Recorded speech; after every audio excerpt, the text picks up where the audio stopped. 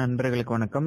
இன்னைக்கு நாம எதை பத்தி பார்க்க போறோம் அப்படின்னா, இந்த Facebookல வந்துட்டு நண்பர் ஒரு பதிவு பண்ணியிருந்தாரு.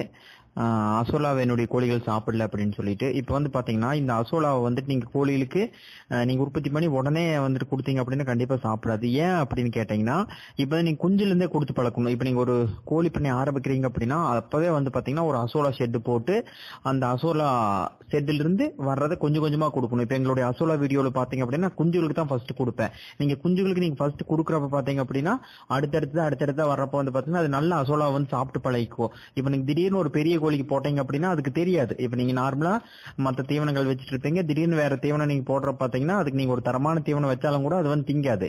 அப்ப வந்து நீங்க என்னன்னா குஞ்சுல இருந்தே போட்டு பழகணும். அப்புறம் அதே மாதிரி இப்ப பெரிய கோழிகளுக்கு போடுறதா இருந்தா கூட ஏதாவது ஒரு தீவனத்தோட கலந்து வைங்க. இப்ப நீங்க மக்காச்சோளம், கம்பு, குருணை இந்த மாதிரி எல்லாம் போட்டிருக்கீங்கன்னா அந்த தீவனத்தோட இந்த அசோலாவை கலந்து வச்சீங்க அப்படின்னா நல்லா சாப்பிடறதுக்கான வாய்ப்பு இருக்குதுங்க.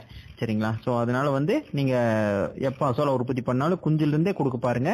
அப்படி இல்லாட்டியும் நீங்க கலக்கிற தீவனத்திலிருந்து நீங்க கலந்து கொடுத்தீங்க அப்படின்னா கோழிகள் வந்து நல்லா சாப்பிடுங்க. மேலும் எங்க சேனல் பிடிச்சிருந்தது அப்படின்னா சப்ஸ்கிரைப் பண்ணுங்க, கமெண்ட் பண்ணுங்க, லைக் பண்ணுங்க. உங்களுக்காக புத்தம்புதிய வீடியோக்கள் நாங்கள் போட தயார் இருக்கோம். நன்றி நண்பர்களே.